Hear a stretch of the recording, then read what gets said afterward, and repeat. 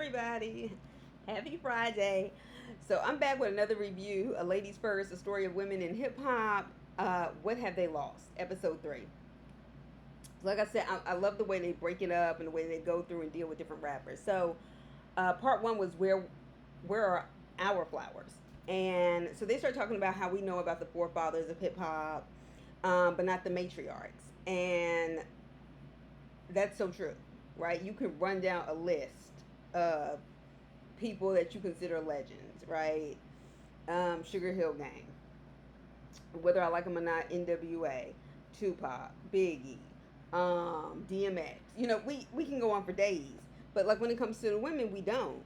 And so Sha-Rock was performing. She was talking about her experience.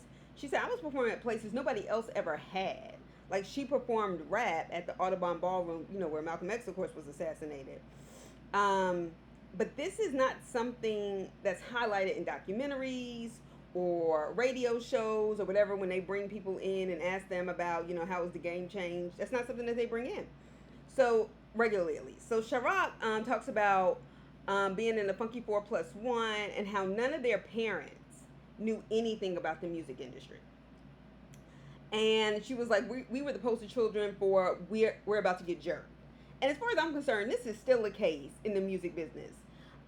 It's not like, unless your parent's a music executive or has an attorney on retainer or is an attorney that deals with contracts, you can't just expect people to know the music business because somebody has talent. I think the issue is the music business is exploitive. That's the issue. Not, if only they have financial literacy. Yeah, financial literacy is something people need, but the very people that create these financial circumstances that are in charge also make it almost impossible to have financial literacy. Okay, that's why they defund our schools and shit. Don't get me started. All right, so like I said, I think this is still the case in the music business as they eventually get to. Even like when your parents kind of know what to do, like Matthew and Tina Knowles, both being business people, entrepreneurs, the record companies are set up to make more money off of you than you make off of you. So while you're alive, and even once you're dead, your catalog, your masters, things like that. So Sha-Rock was like, they found out on tour that they were not even getting paid. She said they were told they had to pay studio time and they were in debt. They had gotten these advances, but they had sold records and everything. And she said they were creating the culture and then watching it unravel before their eyes as other people exploited them and made money off of it. And it wasn't as if these people aren't working hard, touring, performing, and they're still telling you you're in debt. So Sha-Rock said she left in 1985 because she just refused to continue to be used and exploited for rapping, building a culture, making music, and not receiving any of the benefits, especially monetarily. That's some bullshit. And I don't blame her. I mean, honestly, I was listening like this is akin to sharecropping, right? You start out in debt. The tools they make you pay for, the land that they stole from indigenous people, and then you're promised a share of the profits and never get it. Because even after you produce the profits, what happens is they start taking back all the money from before. And so to me, the fact that that's even akin to sharecropping says racialized capitalism, you win again, bastards. All right, so I get where she was coming from, and I don't blame her. It takes a strong person to walk out.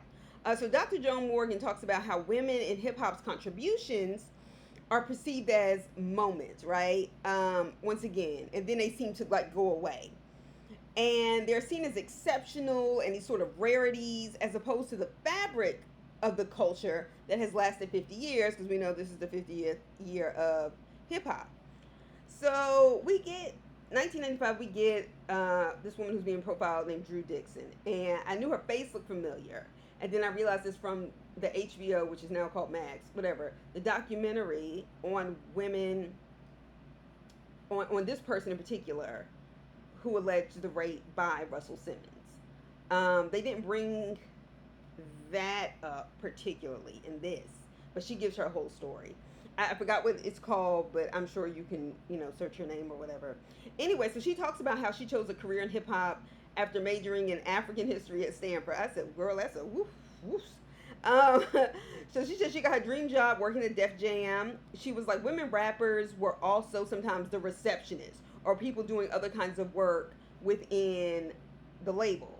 And this is important not because people simply have talent, but the kind of work that is assigned to women, right, in order to get the job.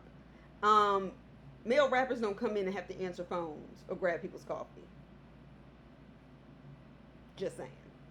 All right. So she said she starts talking about Method Man's "You're All I Need to Get By," which was like a huge hit. I mean, I still remember that. And she said it was an interlude on his album that she was in charge of.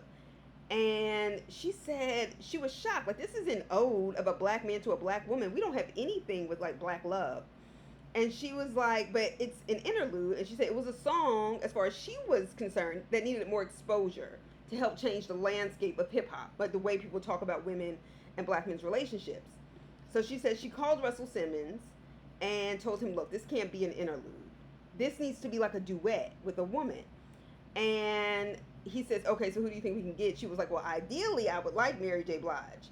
And he was like, if you can get her, we can put her on. So um, she said she was able to get Mary J. Blige through Puffy.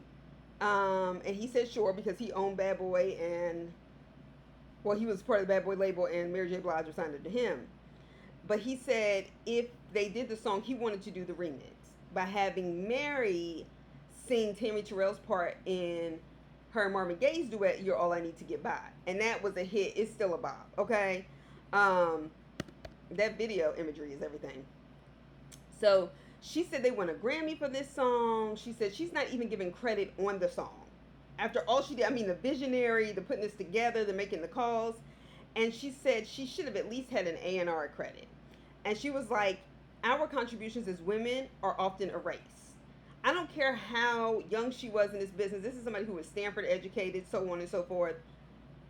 Russell Simmons, you a low down dirty motherfucker because you knew whose name to put on there. Don't play. That has to be infuriating. And I know what it is to just have a regular job and not be given credit for what you do. So it has to be infuriating to work that hard to pitch a hit and carry it out and then not even be given credit for one of the greatest songs in history of hip hop yet up until this point. That has to feel shitty. Every time you hear that song, you got to have mixed feelings like, yeah, I was a part of this, and then I get no credit.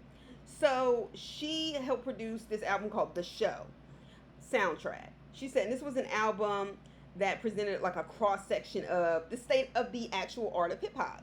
So it was a lot of different people on it, and she said she put the album together. She said it debuted as number 1 on the R&B charts, number 4 on the pop charts. You know, I hate how they do us. Number 1 on the R&B chart, like all our music is the same. But anyway, she said she was co-producer on the album because this time she knew how to ensure credit for herself along with Russell Simmons. But my thing is, Russell Simmons knew better from the gate. And then we're also looking at this woman. I mean, yeah, she graduated from Stanford, but she didn't major in economics. And she learned quickly. But also, I do think having just a background in education and those terrible experiences help you learn in a way that you don't get to learn if you constantly have to sing and perform and tour. You can't always sit down and do those things for yourself. The point is it shouldn't be happening. That's the point. So anyway, we get to part 2, which is called Hoes Go Under the Knife, Still Ain't Cut Like Me. Okay. Anyways, they showed an old interview of KRS-One, who was asked to break down the difference between rap and hip-hop. And I was like, after y'all have showed us KRS-One talking about Roxanne Shante as a 15-year-old, there wasn't anybody else that could articulate that y'all could have put in this documentary, but okay. Anyway, so he breaks it down and says, the thing about hip-hop is a culture. He was like breakdancing, graffiti, language. It's a lifestyle. And then he was like, and rap music is actually the last aspect of hip-hop, right? So it's an aspect. And then they start talking about cultural appropriation. And this is something we all know as black women. So they start talking about how it is using one's culture and benefiting from it without giving credit to the people who created it.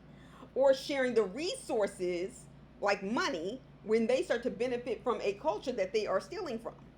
So like Kim Kardashian walking around with cornrows and braids, inflating her ass, while black women are called overweight and ugly and this, that, and the other, extending as far back as the Hottentot Venus and the way in which black women's bodies were objectified in slavery. Okay, look it up if you don't know about it. Then they take it back to 1988, where there's a Pillsbury Doughboy commercial, which I didn't even know. I don't even remember Pillsbury Doughboy talking. I just remember people pressing his belly button, him going, I had no idea they had the nerve to have him rapping this shit. That shit is insulting. Child, I had never seen that shit before. I said, this is too much like a, never mind. Anyway, then they had the nerve to have Barney Flintstone was dressed like Run DMC trying to promote and sell Fruity Pebbles. I said to myself, I ain't never buying Fruity Pebbles again. I don't buy them no way, but just, just to make a point. I mean, but it shouldn't surprise me because Ghostbusters in the 80s was a hit. And you remember the black guy, the actor who played in there, when they did the cartoon, they replaced him with a gorilla. In the 80s. The fuck out of here. Anyway, so they talk about how Miley Cyrus and Taylor Swift, two names when I hear, I just bristle, can steal black culture and take credit, and it's perceived as safer when they do it.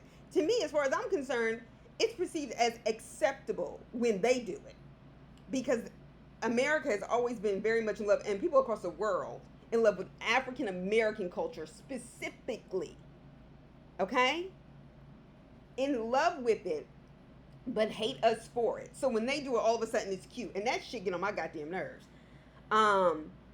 And then, somebody else was talking, she was like, but when they do it, it's cool. And then when black women do it, it's ratchet, it's ghetto. So it's the equivalent, I mean, if you need like a metaphor, like of kids teasing you for something your whole life, right? Like you dress in a certain way, you having glasses. Like me, I grew up eating teased because I had thick eyebrows, this, that, and the other. And then you turn your head, and next thing you know, that person's doing it. They're wearing it. They're talking like the way you talk or something like that. And you say, like, you stole that from me. And then all of them gaslighting the hell out of you and going, no, we're not. What are you talking about?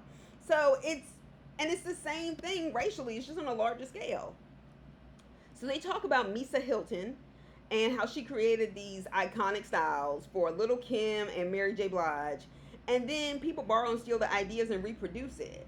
And she's talking and she was like, honestly, I wish that stylists got royalties. She was like, because I'd be a trillionaire. And I was like, facts? Facts. Anna Wintour and that shit can't nobody wear anywhere in the world except down the fucking runway for the most part. Meanwhile, everybody can wear, and many people want to buy the stuff that Misa Hylton does and the look she produces. This is some bullshit. I'm sorry. See, it's things like this that like I enjoy and it still makes me mad. So part 3, securing the bag. This episode was a little different, so 1996 TLC was very open, and that is one thing. When I go back and I've heard TLC do their interviews, the thing I love about them in that 90s era, like with people like Monica, so on and so forth, is that those people kept it real. And we're not talking about, oh, they don't have media training. Those people kept it real. They weren't disrespectful, but they weren't going to be disrespected. And I respect that so much because I feel like part of the quote unquote media training sometimes is to make people politically correct. And for black people, that means getting them in line. And if you get in line, you can make money. If you do what we say, you can make money. And if not, we will pull the rug out from under you. Anyway, so they showed TLC at the 1996 Grammys, talking about how they were the biggest selling female group ever. Okay? And they're like, and we're broke. And they were like, we're not sugarcoating anything else. We're not taking up for people anymore. This isn't fair to us. And I was like, damn, that's brave. But you know what? When you ain't got shit to lose, fuck it. So then they show Meg Thee Stallion talking about how she signed a recording contract at 20. She's not in the documentary, but they're showing like her lives or whatever. And didn't know what she was signing. You weren't either at 20. Drew Dixon describes like the record deals as really bad payday loans. Well, most payday loans are bad. There is this idea that the money is not enough, but they want to keep you hungry and working for it. Now, this doesn't ever seem to be the case for white artists who become famous. So racial capitalism strikes again, okay? Anyway, they typically give a big advance and then give you 13 to 16 cents, which is pennies on the dollar, for your own art. right? Your own art, period. So they're getting less than minimum wage if you do the math most of the time. And they say that there isn't much sympathy for the artist, or the artists, the groups or whatever, because people perceive that they're living these large and lavish lifestyles, so they've just thrown their money away. That's what people think, right? And simply misuse their money because of the facade that is put up in videos and award shows. But people are often using them to advertise their fashions. So they may not be paying for those clothes. They may just be, using them for the evening or whatever. And people don't realize this is not their real life. So then you have people talking about contracts, with life insurance policies on them, which is what Walmart does to its workers last time I checked, that would make the manager the sole beneficiary. So if anything is to happen to you and you're taking care of your family, your mom, your sister, your partner, whatever, gets nothing. Gets nothing. And the fact that that's even in the contract says to me somebody's not going to be motivated to do the quote unquote right thing. So then we have 1996, and they're talking about Rah Digga. And she said she got her record deal, she said primarily because of her participation in the Fugees album. Like, she had a feature. And she said she was 4 months pregnant at the time. And she said, of course, over time, you just keep showing and showing. And she said she couldn't stop the work. She said because she needed the money. She was about to have a child.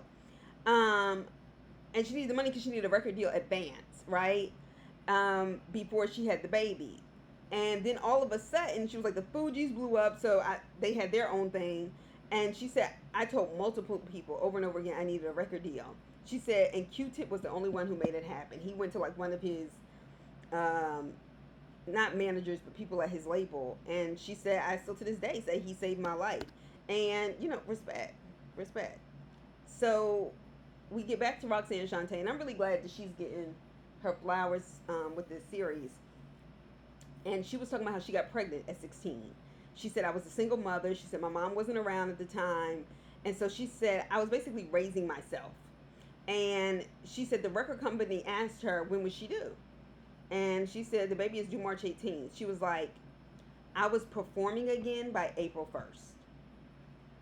So there's about a 2-week difference, okay, in terms of what slave owners would ask of black women after having their baby. And what happened to Roxanne Shante? Because black women gave birth that day and then still went back out to labor that very day. So that means that in the 80s, there was a 2-week difference in the way they saw her giving birth and her having motherhood. Okay? And both times you're producing work for these people for free. And in Roxanne Shantae's case, you're producing work for them to be paid significantly less than what you're worth. So many of the rappers talk about how they were told if you have a baby, your career is over. I don't doubt it. Women, and especially black women, are still told that until they get to a certain rung on the ladder. I don't care whether it's entertainment, whether it's law, whether it's education in terms of your career goals. But entertainers, I think, are different because they're so public. And so they're taking a huge gamble if they have a child and how that's going to be perceived. Their lives are different. All right, so part 4, love yourself because it gets ugly. So, Drew Dixon starts talking about being a woman in hip hop on any level is dangerous. Whether you're a rapper, executive, a makeup artist, it doesn't matter. She was like, they talk about how there are many assaults against women on a regular basis that go unreported. And then the ones that are reported are categorically denied, and largely the public tends to believe the man, right? And I believe that, period. And, Drew Dixon talks about how there are more women in executive positions now, in the music business, so on and so forth. But she was like, I'm not really optimistic about how empowered they are to take on the toxic patriarchal status quo. And I can believe that because people tend to hire people who are like them. It's like hiring the black person who is physically black but thinks white, acts white, wants to belittle and degrade black people on the job. I know because I just quit a job like that. Those people exist. You know what I mean? So I can totally see them having women who behave like that against other women who are glad to sweep stuff under the floor as long as they're getting paid. or have just been, I don't know, uh, pushed into silence. We never know, right? So they bring up Dee Barnes in particular and her show Pump It Up. And it was on Fox, and Fox was a new network at that point. And what kills me is so many black people have told this story.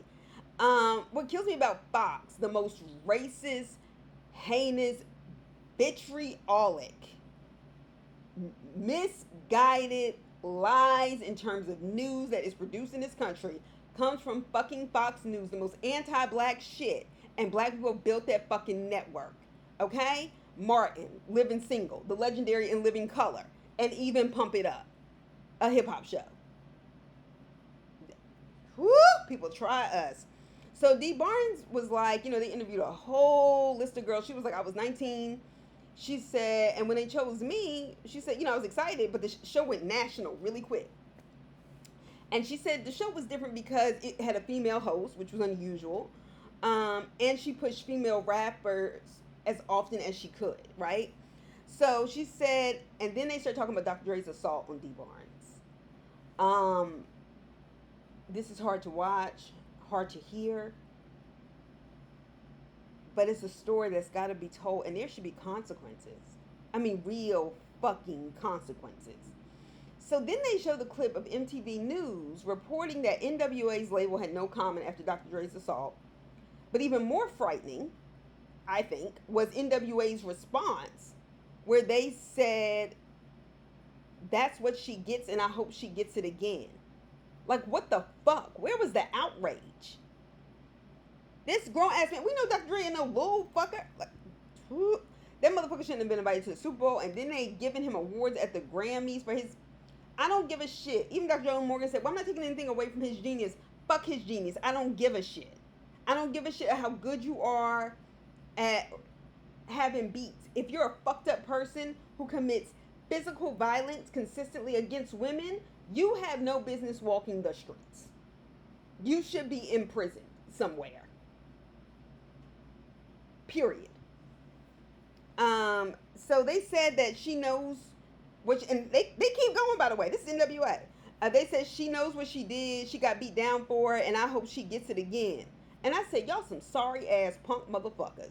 I hope y'all end up broke as a joke, homeless on a street corner, and get fucked up by random people just because. And I'm talking about them from the 90s. I still want that to happen, because they ain't shit. And I wouldn't dare wish homelessness on nobody. But you know what, y'all motherfuckers don't deserve to still have money, be making money off that. She helped continue to have y'all's name out there and shit. Get the fuck out of here. Then they talk about, we see Dee Barnes, and Dee Barnes talked about how Dream Hampton, put all the cards on the table and to expose and support black women who have been traumatized. And she wrote about it in 1991, specifically Dr. Dre's assault. And I had no idea Dream Hampton's activism went that far back. The first time I heard of her was because of the R. Kelly series, and that's respect.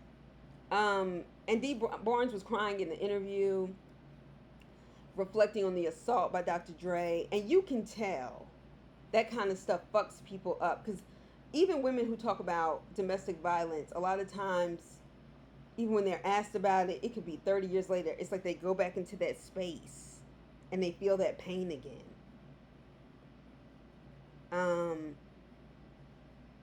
And I don't think there's been any form of justice. Don't tell me about him giving her some money that his career never suffered for it. And he did the same thing to Michelet. Like, he was just, and Dee Barnes wasn't even his girlfriend. He just randomly did this. But he wouldn't do this he's not going around doing this to men the same way. You a bitch. How about that? Anyway, so this commentator says it troubles her when she thinks and looks back on where some of the women have ended up and where some of the men have ended up. Like Dr. Dre versus Dee Barnes. How Dee Barnes' career, how she was, about to be homeless and put out of her home just a few years ago. And Dre was able to assault her, recreate his public image as if it never happened, whereas Dee Barnes has become a footnote to his career. And her contributions to hip-hop have been erased. And that's fucked up. So then they talk about Meg Thee Stallion being shot on camera in both of her feet by Tory Lanez. This is not some tale. This is not some rumor from an after party. This shit is on tape.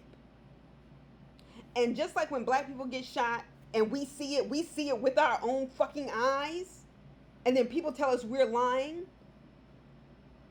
And that is especially true for black men when we've seen this on camera. And the black community will rally around them. So when black men do it to black women, like they've done with Meg Thee Stallion, like I said, I'm not a Meg Thee Stallion like rapping. I'm not crazy about her music. You know, she has a few hits that I like, but I'm not really crazy about it. It's not the point. I stand with her because I know this shit happens to women and black women. And the fact that people laughed, immediately doubted her story when this was on tape. She's not even the one who pressed charges. And she didn't press charges because she knew it would ruin her career. The law decided that these charges needed to be pressed. This motherfucker got 10 years, and you know what? Good for his ass. And you know he ain't gonna serve all of it. I don't care. I really don't give a shit. I don't even know who he is. I just know he was on Empire, and I didn't even watch Empire. I was like, I'm sorry, what songs? Exactly. So it's the idea of identifying with the man who inflicts violence on women, and that makes me question what kind of man you are. Not only in public, but in private, that you would defend this behavior. So they start talking about the mental health issues in this generation of rappers that are expressed through their lyrics in rap music. And they are obviously not the first group to go through a lot of the mental health issues. But the thing is, people haven't always been able to talk about it, right? You had to suck it up and keep going because you had to make the money, and nobody cared. And instead, it's like, no, you're going to listen. And I think as much as something can be democratized, access to the internet and us getting access to people allows for us to hear about these things and give each other an audience to support some, and many times to hurt, but also to support. So, shout out to them. Shout out to them for doing what they have to do sometimes and breaking away from the public to protect their peace. All right, I'll talk to y'all soon. Bye.